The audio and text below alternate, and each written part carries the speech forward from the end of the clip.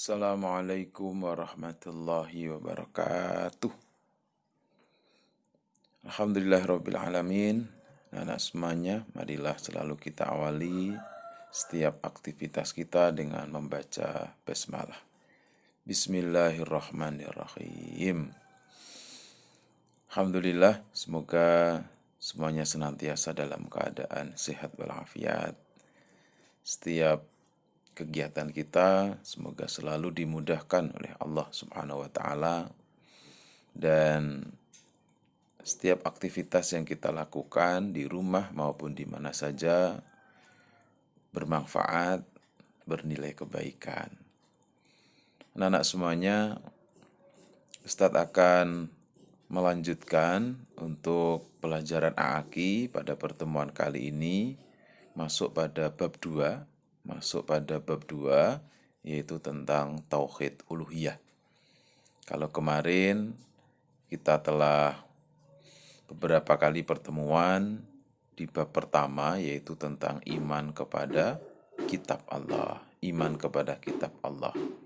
Tentu Anda sudah mengulang-ulang materi tersebut, dan harapan Ustadz Anda sudah paham, dan tidak sekedar paham tetapi sudah bisa mengamalkan dalam praktek ibadah kita sehari-hari untuk meningkatkan keimanan kita kepada Allah Subhanahu wa taala, khususnya iman kepada kitab Allah. Paling tidak anak-anak setiap hari tentu membaca Al-Qur'an, menghafal Al-Qur'an. Itu sudah bentuk dari iman kepada kitab Allah Subhanahu wa taala. Jangan sampai melewatkan hari kita tidak sempat membaca Al-Qur'an. Jangan sampai melewatkan hari kita ada waktu yang tidak kita gunakan khusus untuk membaca Al-Qur'an. Maka anak-anak semuanya bersahabat akrablah selalu dengan Al-Qur'an. Setiap hari kita baca Al-Qur'an, kita menghafalkan Al-Qur'an, insya Allah Al-Qur'an akan memberikan rahmat kepada kita. Kalau di dunia kita akan mendapatkan ketenangan, petunjuk, kemudahan. Di akhirat kita akan ditolong mendapatkan syafaat dari Al-Qur'an, kita akan mendapatkan pertolongan dari Allah Subhanahu wa taala. Anak semuanya, mari kita simak bab yang kedua tentang tauhid uluhiyah. Tiada Tuhan selain Allah, kalimat yang setiap hari kita pasti mengucapkan dengan lafaz la ilaha illallah. La ilaha illallah adalah kalimat tauhid, kalimat yang menguatkan keyakinan kita bahwa tidak ada yang kita sembah, tidak ada yang kita ibadahi selain hanyalah Allah Subhanahu wa taala. Anak semuanya, untuk tauhid uluhiyah bab yang kedua, kompetensi dasarnya Ustadz sampaikan ada 2. Yang pertama, memahami makna tauhid uluhiyah. Kemudian yang kedua, menyajikan contoh perilaku yang mencerminkan tauhid uluhiyah. Mari kita lanjutkan. Adapun tujuan pembelajaran dari bab kedua ini, yang pertama, siswa mampu menjelaskan pengertian dari tauhid. Yang kedua, siswa mampu menjelaskan pengertian tauhid uluhiyah. Yang ketiga, siswa mampu menjelaskan dalil naqli tauhid uluhiyah. Masih ingat ya? Dalil naqli itu adalah dalil Al-Qur'an, dalil yang diambilkan berdasarkan ayat Al-Qur'an untuk menegaskan, menguatkan tentang penjelasan ilmu, penjelasan materi. Kalau kita ambilkan dari Al-Qur'an, maka dasar yang paling kuat menjadi dalil yang digunakan. Yang keempat, siswa mampu mengumpulkan contoh perilaku yang mencerminkan tauhid uluhiyah. Paling tidak itu anak-anak, ada 4 tujuan pembelajaran dari bab kedua tauhid uluhiyah. Mari kita lanjut pengertian. Sekarang kita masuk pada pengertian tauhid dulu. Secara bahasa, tauhid merupakan bentuk masdar dari wahada yuwahidu tauhidan. Wahada yuwahidu tauhidan, yang artinya adalah mengesahkan. Jadi kalau Anda sering kan membaca surat Al-Ikhlas. Di situ diawali dengan ayat Qul huwallahu ahad. Katakanlah wahai Muhammad, dia Allah adalah Esa. Maka tauhid itu berasal dari kata wahada yuwahidu tauhidan, yang artinya Allah itu Maha Esa. Yang kedua, pengertian menurut istilah adalah mengesakan Allah Subhanahu wa Ta'ala dalam uluhiyah, rububiyah, nama-nama dan sifat Allah Subhanahu wa Ta'ala. Jadi secara istilah mengesahkan Allah dalam uluhiyah, rububiyah, nama-nama dan sifat Allah Subhanahu wa Ta'ala. Ini nanti ada dalam penjelasan pembahasan pada bab-bab berikutnya. Nah, semuanya kita lanjut.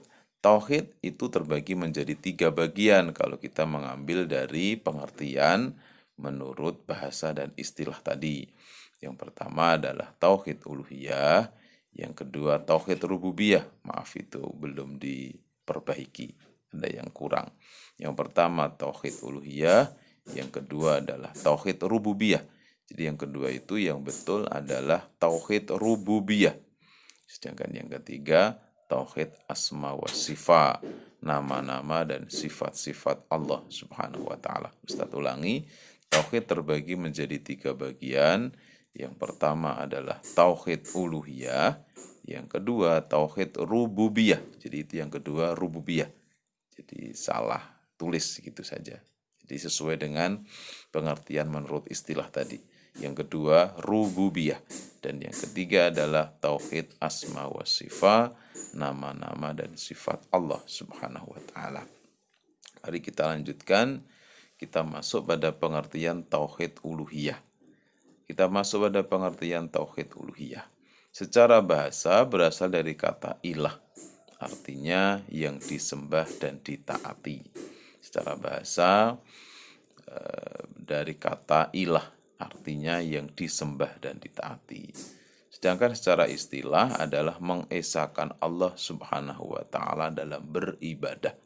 Jadi pengertian tauhid uluhiyah adalah mengesahkan Allah Subhanahu wa Ta'ala dalam beribadah. Jadi yang diibadahi, yang kita sembah hanyalah Allah Subhanahu wa Ta'ala. Kemudian nama-nama lain dari tauhid uluhiyah ada 7. Kalau Anda buka di buku paket itu disebutkan ada 7. Ada tauhid uluhiyah itu sendiri, ada tauhid ubudiyah, ada tauhid irodah, ada tauhid qasd atau al-qasdu, kemudian tauhid at-talabi, tauhid al-fi'li, ada tauhid amal. Anda bisa lihat, Anda bisa buka bukunya di buku paket pendidikan akidah akhlak. Tauhid ubudiyah karena penyandarannya kepada perilaku tauhid, yaitu hamba. Ubudiyah abdun, hamba. Tauhid irodah itu kan kehendak, karena menginginkan hanya ridhonya Allah Subhanahu wa Ta'ala. Ada tauhid qasd atau al-qasdu, tauhid maksud, karena mengikhlaskan maksud semata-mata, hanya mengharapkan ridha Allah Subhanahu wa Ta'ala. Jadi itu nama-nama lain dari tauhid uluhiyah. Kemudian dalil-dalil nakli atau dalil Al-Quran tentang tauhid uluhiyah, tentu kita semuanya sudah hafal. Di surat Al-Fatihah Allah nyatakan di ayat yang kelima, A'udzubillahi minasyaitonirrajim, Iyyaka na'budu wa iyyaka nasta'in. Hanya kepada Engkau lah ya Allah kami sembah, dan hanya kepada Engkau lah kami memohon pertolongan. Artinya kami beribadah hanya kepada Engkau ya Allah, seperti mengesahkan dan lain-lainnya. Dan kami memohon pertolongan hanya kepada Engkau ya Allah dalam menghadapi semua hamba-Mu dan lain-lainnya. Nah, ini dalil nakli yang pertama. Kemudian dalil nakli yang kedua ada di surat Al-Baqarah ayat yang ke-21. Surat Al-Baqarah ayat yang ke-21. Ini juga ada di buku paket, bisa Anda buka. Di sini belum tertulis Quran suratnya, tapi Anda bisa lihat di buku paket ada, di Al-Quran tentu jelas ada, surat Al-Baqarah ayat yang ke-21. A'udzubillahi minasyaitonirrajim. Ya ayyuhan nasu ubudu rabbakumul ladzi khalaqakum walladzina min qablikum la'allakum tattaqun. Hai manusia, Maksudnya di situ dulu ayat ini turun untuk warga Mekah. Nah, kalau sekarang tentu untuk semua saja kita yang mengaku sebagai manusia yang diciptakan Allah Subhanahu wa taala. Sembahlah olehmu dengan bertauhid atau mengesahkan Allah, Tuhanmu yang telah menciptakanmu, padahal sebelum itu kamu dalam keadaan tiada, dan diciptakan Allah pula orang-orang yang sebelum kamu la'alakum tattaqun, agar kamu menjadi hamba Allah yang bertakwa. Ini yang kedua, ya, dalil naklinya. Kemudian ada juga di ayat yang lain surat apa itu, surat Ar-Ra'du, ya, di ayat yang ke-56. Wa ma khalaqtul jinna wal insa illa liya'budun, dan tidaklah Allah menciptakan jin dan manusia melainkan supaya mereka beribadah menyembah kepadaku Allah. Jadi itu dalil-dalil nakli yang menguatkan, yang menjadi dasar dari penjelasan tauhid uluhiyah.